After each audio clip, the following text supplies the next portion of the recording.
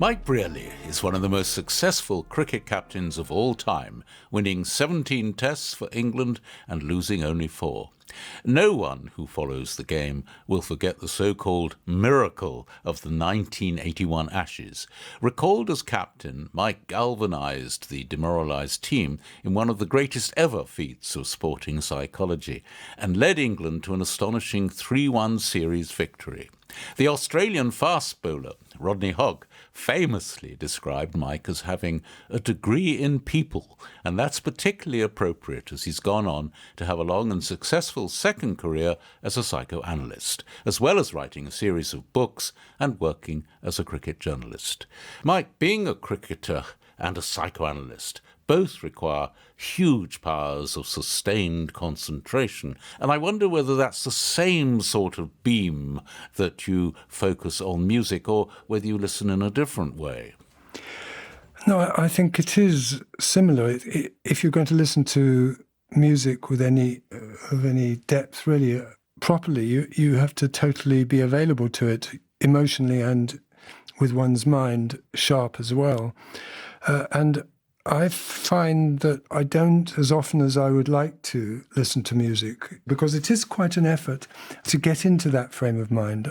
I find something similar with poetry. I don't read as much poetry as I would like. So it becomes almost like a special occasion, that it's not something you take for granted. Yes, and I think that's why it's a very good thing for someone like me to buy some tickets for some concerts, and then I'm committed to the concert, and in a way that's easier than doing it in one's living room, where there are interruptions and temptations to go and do other things. And in a concert hall, you've gone there for that purpose. You've set aside that time. Well, you clearly love it a lot, music, because we're going to hear works by Bach, Mozart and Tchaikovsky, and a contemporary opera by Harrison Birtwistle. But first, a very early opera, Monteverdi's 1643 Coronation of Poppaea. Well, I know you particularly want to hear the final duet for two sopranos, even though there are some doubts now as to whether it's actually by Monteverdi himself. What led you to choose this? Primarily, the beauty of this last aria. I mean, it's erotic, it's sensual, it's fantastically moving, and it's the end point of the opera. It's a love or possibly a sex duet between Nero and Poppaea, Nero as the emperor, and she at last having achieved her ambition of becoming his mistress or his wife, his second wife. And it strikes me also as very relevant to our times, because it's a corrupt court, it's a populist government, it's an extremely right-wing situation where people get rid of anyone who stands in their way or set about getting rid of them. It's almost as if they're liquidly changing into each other's place, and you don't know who's singing which phrase. And then there's this tension of semitones going up or going down, as if the intensity and even the pain is increased along with the pleasure.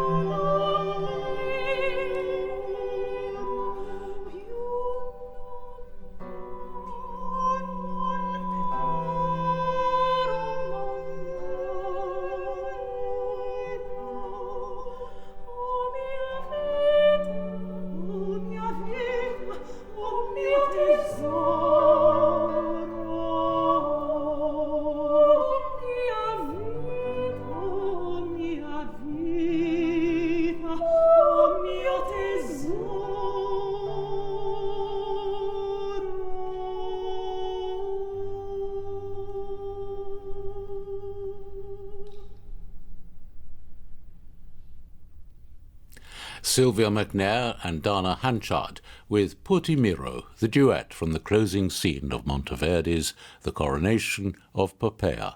John Eliot Gardner conducting the English Baroque soloists. Mike Brearley, your new book is called The Spirit of Cricket. Now, when we invoke the spirit of cricket, are we assuming that it's somehow morally superior to other sports? And maybe it is. Well, it's a very interesting question. I think it often has been used in that way, especially perhaps in the 19th century and the first part of the 20th century, when cricket was a sort of arm of empire in a way. But I think it doesn't need to be used in that way. After all, everyone who plays cricket, whether it's in back streets in Yorkshire or in the outback in Australia or in an Indian city or something, or square, or Maidan in Bombay, everyone has their sort of social contract with which they go into the game. And one of the things I try to think about in the book is cricket different from anything else, or is it common to most human enterprises that we have that aim? But it would be odd for somebody to say, meaning that it's not fair play, it isn't football or it isn't tennis. People wouldn't understand them, but they still just about understand it if you say, well, that's not cricket. Yes. Just about. You inherited your passion for cricket from your father, Horace. Now, he was a Yorkshire man and a maths teacher, but also a first-class cricketer, wasn't he? He was. He was an amateur, and he played once for Yorkshire at the time when they were the best team in the country before the war, with Len Hutton and Herbert Sutcliffe and Bill Bowes against Compton and Edrich. So, I mean, that was a kind of a mythical event of my early childhood, hearing occasionally, he didn't talk about it much, but hearing occasionally about it. He once said to me, he batted with Len Hutton in the second innings, he said, and Len Hutton kept pinching the bowling. And I would have thought, he might have been quite pleased about that. And then later he played twice for Middlesex after the war, when they had a lot of test match calls. Yes, he was a very good cricketer. So was it your ambition from quite a young age to make your career in cricket? Well, when I was 9, my mother said to me, if you go on like this, you'll do nothing but play professional cricket and football all your life. And I almost did half of that, if you see what I mean. And was music part of the household? Did you hear much music? My mother played the piano a bit. And in fact, I played the Mozart, the slow movement of the Mozart clarinet concerto and the quintet with her playing the other parts on the piano. And my father loved singing, and he was in the church choir when he was a lad, and he was in the school choir where he taught. And we got a record player, or a gramophone, it may even have been called still, when I was about 9 or 10. And he used to sit in the kitchen of an evening making beer or cream with a sort of machine he had that turned saltless butter and milk into cream, listening to Mozart, So yes, it was around, and it was a passion of his, really, I would say. I think this Heifetz recording of the Mozart Violin Sonata number 32, which was released in 1954, was the kind of thing you would be hearing. Yes, one of my father's first records was Heifetz playing two violin sonatas, of which this was the second. And so we did listen to it a lot. We didn't have many records for a start. And it was lovely. It's just beautiful, limpid and lovely.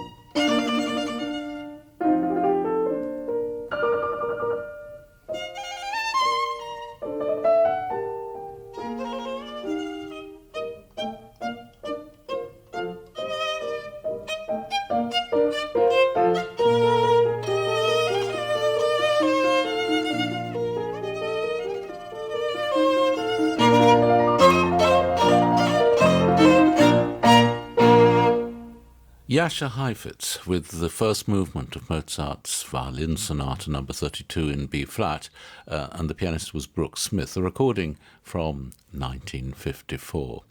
Mike Brearley, you studied classics and moral philosophy at Cambridge, captaining the university's side, and you were soon playing for Middlesex too. But I think you still had academic ambitions because you also worked as a lecturer in philosophy at Newcastle University. Was it very difficult to combine the two? Yes, it meant that I had, in effect, retired from cricket in order to do all that, and I didn't play very much at a high level for 5 years, which didn't do a great deal for my batting. So, yes, I played a bit in the holidays, either for Middlesex seconds or Middlesex firsts, but not very regularly at all. Yes, and it certainly didn't do anything at that time for your chances of being selected for England. And in fact, you were 34 when actually you did play for England. That's when some cricketers are beginning to think about retiring, isn't it? Yes, I sometimes think of myself as a late developer. In fact, I said that once to my analyst, and with a certain pride, and he said, "When are you thinking of starting to develop?" Which I thought was quite funny. Well, I think in a way, as an analyst, you'd probably agree we're always developing. I do. And one of the great things about being an analyst is that one's always learning and always rethinking and thinking anew. And, it is a fascinating life. You met your wife, Bano, around this time when you were touring with England in India in the winter of 1976 to 77. And she's from Gujarat. She's from Gujarat, from Ahmedabad. And until COVID-19, in the last few years, I've been working in a slightly different way and taking a bit of a sabbatical each winter for 2.5 months or so, and we've gone there. And so I'm going to miss that this winter because we can't travel there. You have two children, you and Mana, and grandchildren now as well. So family life is not unlike teamwork in some ways, isn't it? Yes, absolutely. And I think a good team is like a good family. It's not all sort of placid or calm. It's lively. It's got arguments. It's got differences, but they're tolerated more or less, and they don't get too nasty or too persistent. It is like a team because you have to develop each person individually, has to find their own way and their own energy and enjoyment and fulfillment in life and on a cricket field and in cricket, but also pay some attention to the rest of the team, and both in terms of listening and in cooperating. We're going to hear music now by Bach. Are you interested in that combination of the cerebral and the emotional in Bach? I am. I've chosen the Goldberg Variations. It seems to me that's a good example. It's both immensely emotional and varied and sort of ranging from the simplicity of the theme. It's not a completely simple theme, but it's relatively simple, into all sorts of directions and developments and potentialities. Some of them brilliant, some of them sad, some of them otherworldly, and the whole gamut of human emotion. And yet it's based on this almost mathematical arrangement of canons and canons at different intervals and so on, coming every third variation. So it's an extraordinary combination, and how he can do it is a miracle. But you've particularly asked to hear a recording probably from around the time you encountered it. It's Ralph Kirkpatrick from 1958. Yes. I didn't encounter it until the 60s, and a friend loved Ralph Kirkpatrick, so that's how I first heard it. I like it on the harpsichord. There's a slight clanging sort of sound, which I quite like in it, as opposed to a more smooth sound. We're going to hear the opening aria, followed by the 15th and 29th variations.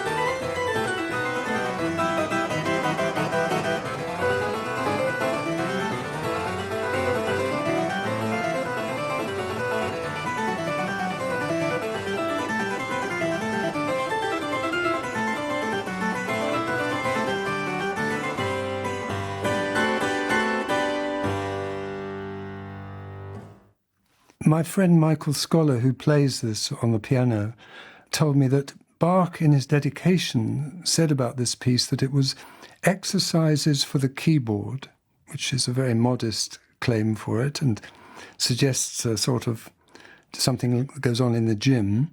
And secondly, that it was for the delectation of the soul. And it seems to me that that combination is there in the music. It's got that exercise quality, but it's for the delectation of the soul. It couldn't have a higher aim. It's both humble and high-aimed. I love it. Ralph Kirkpatrick with music from the Goldberg Variations by Bach, a recording from 1958. Mike Brearley, I must ask you about that incredible Ashes series of 1981. You'd retired from Test cricket in 1980, but were recalled in dramatic circumstances when Ian Botham relinquished the captaincy with England one match down in the series. Botham and Bob Willis were rather out of form, but you restored their confidence and snatched a seemingly impossible victory at Headingley, leading the team to a 3-1 series win. How did you transform that? Is it possible to say? Well, the first thing to be said, it was huge. There was a huge degree of luck in it all. That's the first thing to say. But I think Ian Botham, Lord Botham these days, we have to call him.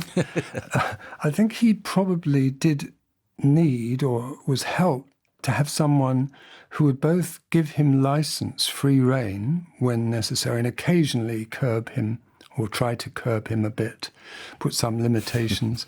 And he and I had got on very well. We're totally different people and types of people, but he invigorated and enlivened me, and I perhaps did a bit of what I've just mentioned to him. With Bob, it was more complicated, really, in a way, because he had lost it. He'd been unwell quite a bit. He'd had a chest infection. He wasn't very fit. He'd been bowling a lot of no balls, and he had lost his striker role to some extent to the young Graham Dilley. So I think a lot of things were, it may well have been, without that Headingley fantastic performance of taking 8 for 43, that may even have been his last test, or at least his last test for some time, and he wasn't young for a fast bowler then. So the team encouraged Bob. Before that last day when he took all those wickets, people like Mike Gatting and Graham Gooch and David Gower and Ian Botham and I, we had a drink together, and we just said to him, run in and bowl as fast as you can, forget everything else, make it simple.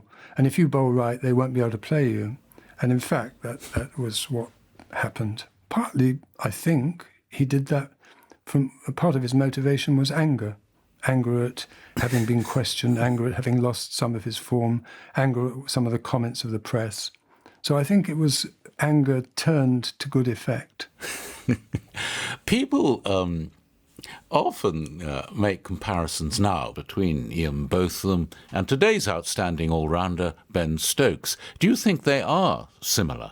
I do. I think that they're both the kind of people you would love to have in your team, or if you were fighting a war in your platoon, you'd love to have them. They invigorate other people. They're full of courage. They're complete team men, they're not at all selfish, and they're very gifted and shrewd. You, obviously thinking this through very carefully, this programme, have taken us on a nice broadly chronological journey, really. We've had Monteverdi, we've had Bach, Mozart, and we've come, of course, now to Beethoven and the extraordinary late quartets. This one, number 14 in C sharp minor, one of the very last compositions. What does it say to you, and why have you focused in on it? It's extraordinarily varied. It has a lot of movements, 7, I think. It has a lot of moods and changes and developments, and surprising developments at times. The intensity of a lot of the music is fantastic. I think the emphasis on conflict, which was obviously a part of his character and personality, was a great deal of inner conflict. One of the great things is that you hear these conflicts expressed in music.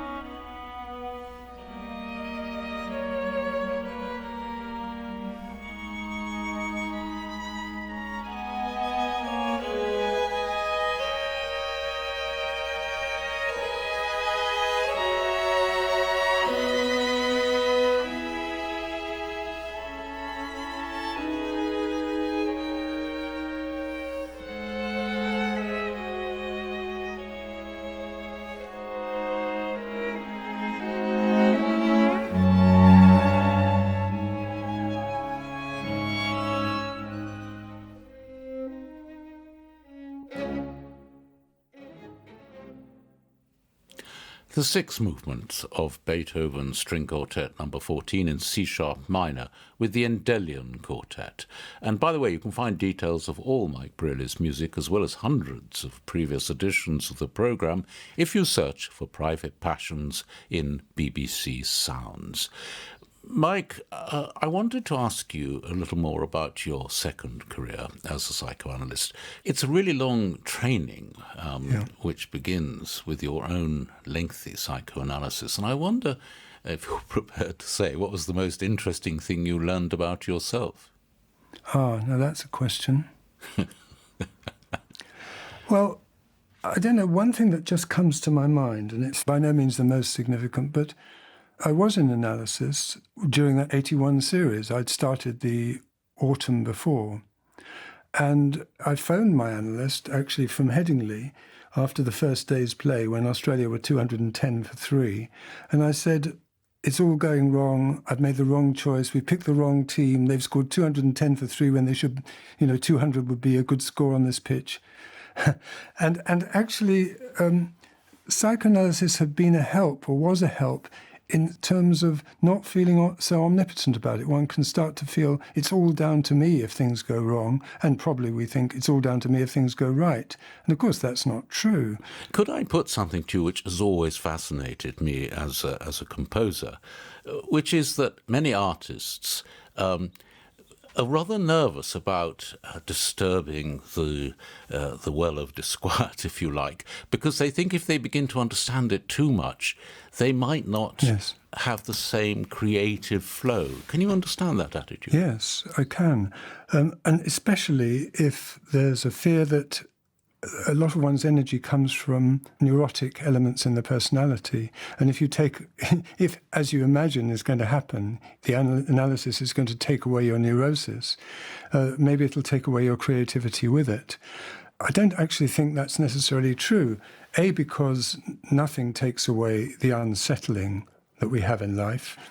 And secondly, because one might get a sort of deeper, fuller sense of oneself and one's depths from psychoanalysis. So I wouldn't agree with the apprehension, but I certainly understand it. Psychoanalysis is a long and therefore expensive process. Is it really only available to people with lots of time and money? I'm afraid it often is the case that's so. On the other hand, there are a few ways of getting psychoanalysis in a subsidized way, and there are some people who benefit greatly from that. And the other thing to say is that ideas from psychoanalysis have infiltrated and spread to other activities so that they can inform less intensive therapies. They can inform activities such as teaching, parenting, leadership in various fields, and so on. So I don't think it's just a matter of how many individual psychoanalytic treatments 5 times a week are going on at any one time. It has a more pervasive influence, I think, than that, and potential than that. Schubert next, the Piano Sonata number 21. I think you find some parallels here with psychoanalysis. Yes. In the first movement, it's got that very lyrical, beautiful theme, followed by the growl in the bass, the left hand of the piano. And it's almost like serenity is interrupted by something more primitive, more disturbed, more disturbing. The growl is then articulated. It becomes more like a narrative or a story. And that's something that I think happens sometimes in psychoanalysis. At first it's just a growl or just a sort of instantaneous, quick reaction or reflex. And eventually, if one can slow down enough and follow the thought through and the feelings and the moves of the mind, one can get to much more of an understood or reflectable on story in one's life.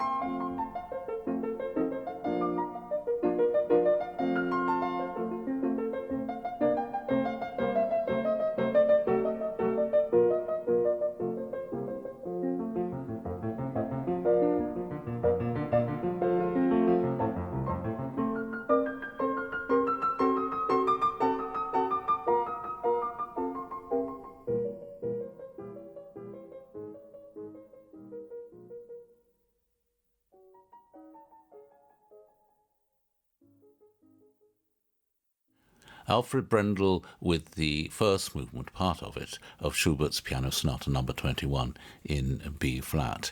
Mike Brearley, we were talking about psychoanalysis and mental health, and I'd really like to ask you now about cricket and mental health. Over the years, many cricketers have suffered from depression and breakdowns. And do you think sport is getting better at helping players with mental health problems? Yes, I mean, there's less of a stigma. People can talk about it now. It's a difficult thing to talk about because one of the features of being a sportsman, especially in a team, is that you need to show confidence, a degree of confidence or resilience. So it's very difficult to own up to these mental health issues while in the throes, as it were, of playing sport. And it's kind of admirable that people have been able to do so more, I think, and it takes some courage to do so. Let's move on to opera now, and it's Eugene Onegin, Tchaikovsky's masterpiece based on Pushkin's first novel, telling the story of a selfish hero who comes to regret his rejection of a young woman's love. Now, is it the emotional intensity of this that appeals to you, Mike? I think it is mainly, yes. I think it's moving, it's tragic. It's got an interesting ending, and I've chosen a bit of music from right at the end where it's not Onegin or Tatiana who are singing, it's Tatiana's husband, and he's singing about love in old age, which of course is relevant to me.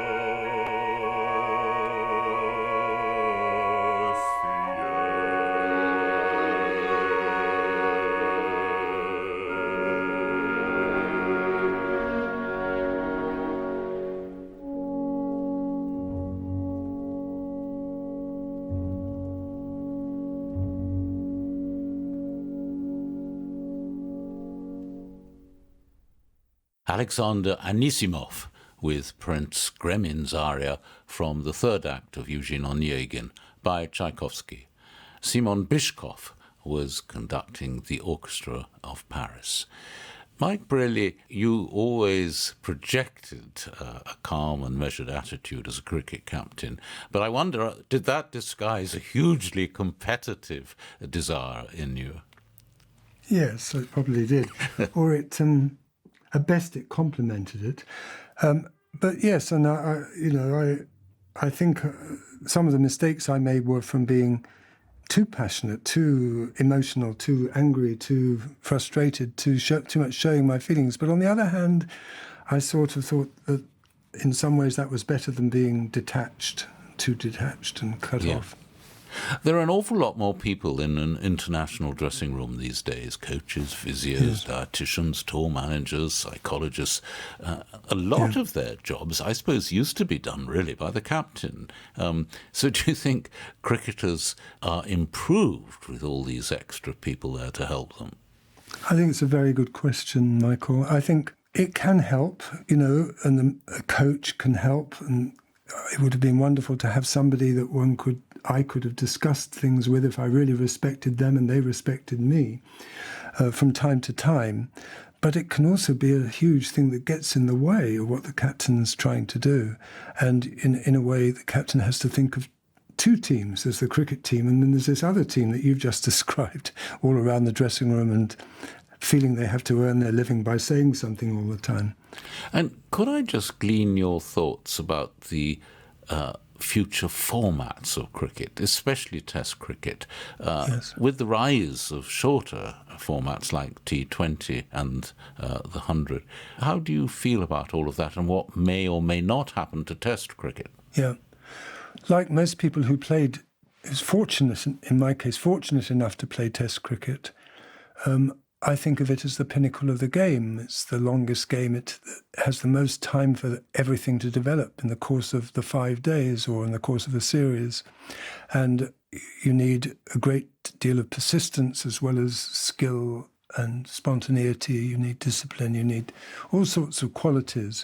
And they're tested in the widest range. It's called Test cricket, and they're tested in the widest range of ways. So, yes, I am worried. And it's a symptom of our times, isn't it, that things we have to get quick answers. We want quick fixes. We want things to happen very quickly. It's got a lot in common with psychoanalysis, People want it shorter and shorter, or less and less frequent. And, of course, there's a strong reason for it. I like one-day cricket. I like 2020 cricket. I just don't want it to push out. the longer game. We're going to end, Mike Brearley, with something which will probably surprise some people, because you've chosen Harrison Birtwistle's Punch and Judy, his chamber opera from 1968, that takes the traditional puppet show and turns it into something quite violent and macabre.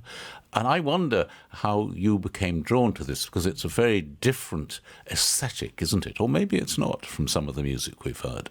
I got drawn to it partly by meeting Harry Birtwistle himself, many years ago. And though we don't see each other very often, he's a friend, and he's very keen on cricket as well.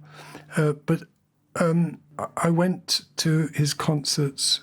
I listened to some of his music. I found it very difficult. I found it very arresting, very intense and passionate. And you know, it is a very shocking event, and I almost didn't choose it for that reason. But then listening a bit more, you had on your programme Richard Flanagan, the novelist who wrote about the Burma railway line in the war. And he chose a piece of music and he wasn't sure he liked it. And I think you were very interested in that, and so was I. And he said, you know, that actually one of the purposes of art is to unsettle one.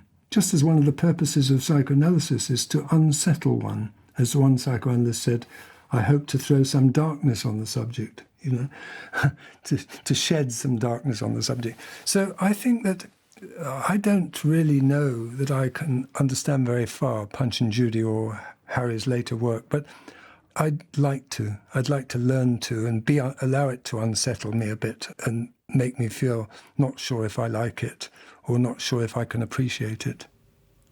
That's a wonderful note to end on. It's been a treat, Mike Brearley, to be transported not only to a sunny cricket field, but also to the darker regions of the mind.